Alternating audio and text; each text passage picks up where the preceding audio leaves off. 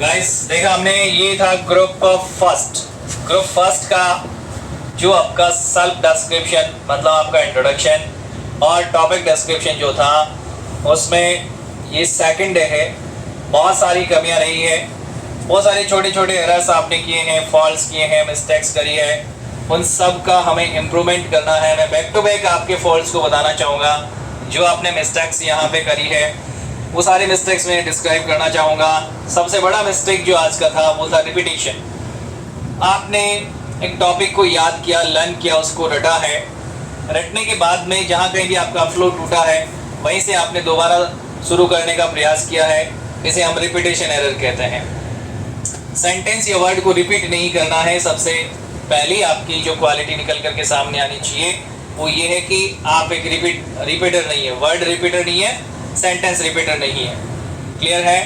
Repeat नहीं करना है। आपके पास बहुत सारा स्टेप होता है, आप उसको स्किप कर सकते हैं। जहाँ कहीं से भूल गए हैं उसको स्किप कर दें और नेक्स्ट वर्ड पे, सेंटेंस पे, नेक्स्ट लाइन पे आ जाएं। वो भी नहीं याद आ रही उसे स्किप कर दें, बट कुछ न कुछ बोलते रहें पूरे कॉन्फिडेंस के साथ में। दूसरी जो आज का फॉल्ट आपका रहा है, दूसरा फॉल्ट वो था एक्सेंट का। मैंने कहा कि आपकी टंग पे बोलने के बाद टंग से ये पता नहीं चलना चाहिए कि आप किस लोकेलिटी से बिलोंग करते हैं। इंग्लिश को इंग्लिश की तरह बोलेंगे तो आपका इंप्रेशन बहुत अच्छा जाएगा। आपकी टंग के ऊपर कोई ना कोई लोकेलिटी हावी है। राजस्थान की लोकेलिटी, यूपी की लोकेलिटी, हरियाणा की लोकेलिटी आपकी टंग के ऊपर बिल्कुल भी हावी नहीं होनी चाहिए। इम्पोर्टेंट नेक्स्ट पॉइंट है। नेक्स्ट मोस्ट इम्पॉर्टेंट पॉइंट है कॉन्फिडेंस, लैक ऑफ कॉन्फिडेंस। आप में से कुछ एक कैंडिडेट्स में बहुत ज़्यादा कॉन्फिडेंस की कमी रही है, क्योंकि अभी सेकंड डे है आपका। फेस कर रहे हैं आप पूरे ग्रुप को, फेस कर रहे हैं आप मुझे, अपने ऑफिशियल्स को फेस करेंगे आप इसी वे में आगे चल करके।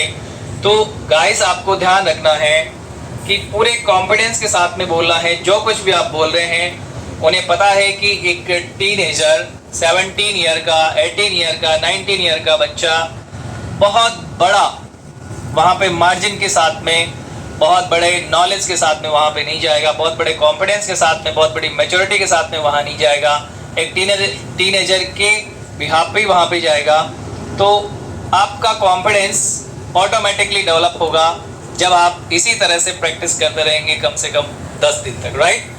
कॉन्फिडेंस को आप बिल्ड करके रखें, कॉन्फिडेंस अपने अंदर रखें, पूरे बोल्ड होकर के जो कुछ भी आप बोलेंगे वही सही है मान करके। यदि आप ग्रुप डिस्कशन करते हैं, सेल्फ डिस्क्रिप्शन करते हैं, टॉपिक डिस्क्रिप्शन करते हैं, तो ऑटोमेटिकली आपको लगेगा कि हाँ कॉन्फिडेंस आ रहा है मेरे अंदर।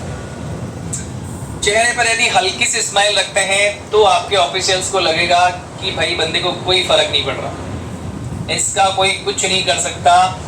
इसलिए हल्की सी स्माइल अपने चेहरे पे रखें। चेहरे पे बिल्कुल स्ट्रेस नहीं रखना है, कोई फियर स्ट्रिकन चेहरा नहीं होना चाहिए कि डर के मारे चेहरा जो है वो सिकुड़े जा रहा है, दिल बैठे जा रहा है, सांसें चढ़ी जा रही है, पैर कांप रहे हैं, हाथ कांप रहे हैं, फ्लटरिंग नहीं, नथिंग। ऐसा कुछ नहीं करना। पूरे कॉन्फिडेंस के साथ में आपको पूरे इत्मीनान के साथ में वहाँ खड़ा होकर के और इस एक्टिविटी को फेस करना है गाइस।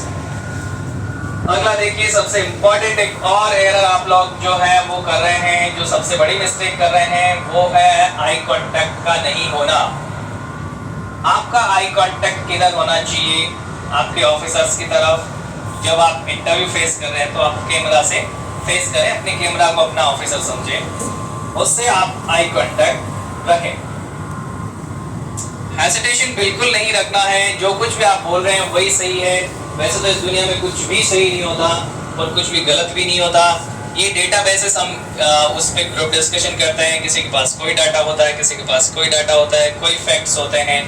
कुछ भी बोलो मगर पूरे कॉन्फिडेंस के साथ में बोलिए। आप बहुत बड़े विद्वान हैं ऐसा नहीं चाहिए हमें। आप एक कॉन्फिडेंस वाले इंसान हैं ऐसा चाहिए, इसलिए ग्रुप डिस्कशन करवाते हैं।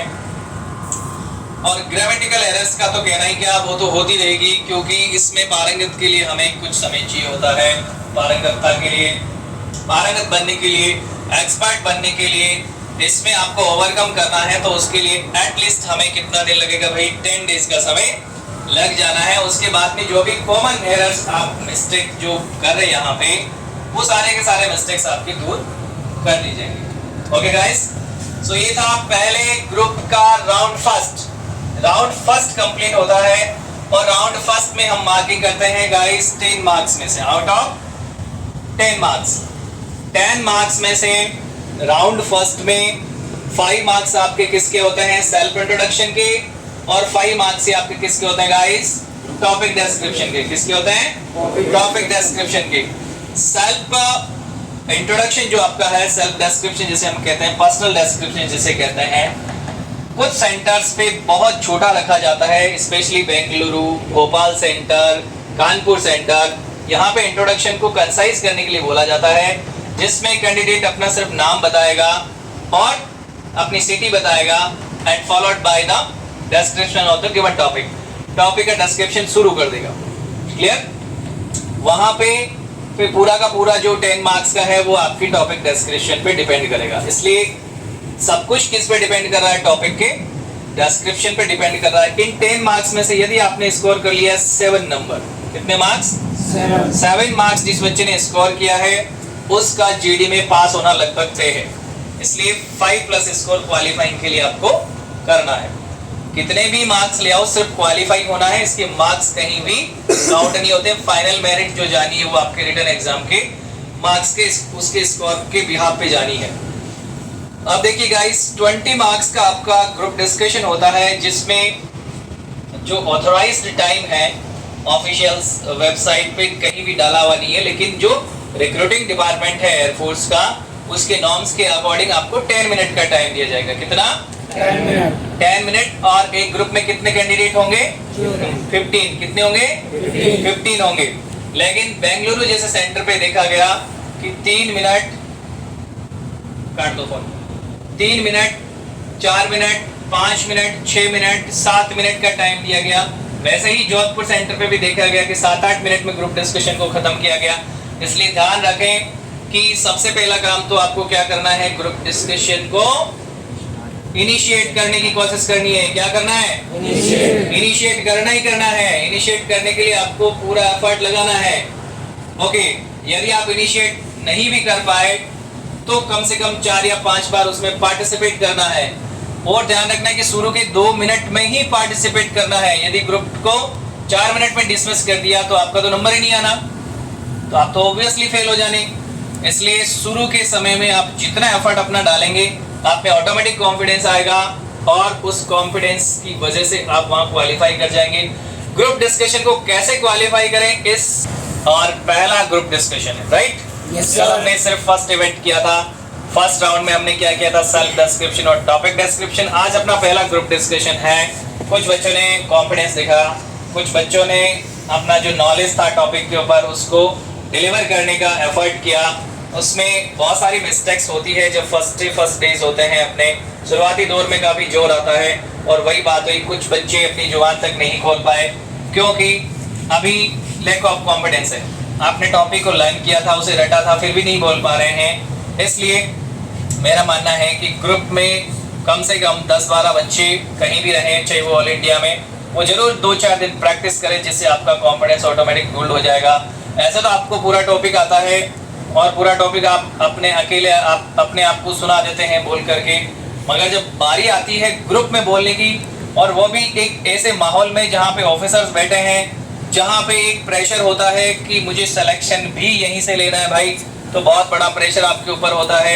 ऐसे में बहुत सारे थॉट्स दिमाग में आ सकते हैं, जिससे आप अंडर प्रेशर हो सकता है डिप्रेशन में जा सकते हैं या स्ट्रेस आप फील कर सकते हैं। इसके लिए आप ग्रुप में प्रैक्टिस जरूर करें। तो बच्चों देखिए, छोटे छोटे जो मिस्टेक्स आपने करे हैं और मिस्टेक्स का डिस्कशन मैं कर लेता हूँ। किसी बच्चे ने बताया, चेस नंबर 35 ने बताया कि विमेंस होता ही नहीं है।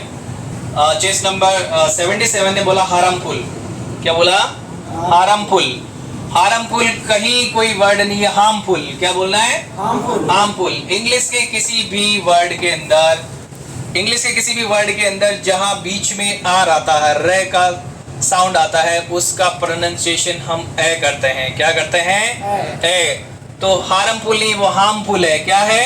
हार्मफुल। ए है में ए जोड़ा तो हा बन गया, तो हा बन गया वो हार्मफुल, हार्मफुल नहीं है, हार्मफुल नहीं है, हार्मफुल क्या है, हार्मफुल। यू आर नहीं होता, यू आ होगा गाइस। ए या आ का साउंड हमें उसमें प्रोनाउंशिएट करना है, कहीं भी आर नहीं बोला जाता है, ये ध्यान रखना आपको। जिस किसी भी वर्ड के अंदर आर आएगा उस आर का प्रोनाउंसिएशन हम नहीं करते हैं, और वर्ड के लास्ट में जब आर आता है तो उसका प्रोनाउंसिएशन आधा रे करते हैं। जैसे सर नहीं बोले, सर बोले, क्या बोले, सर, सर, समझे?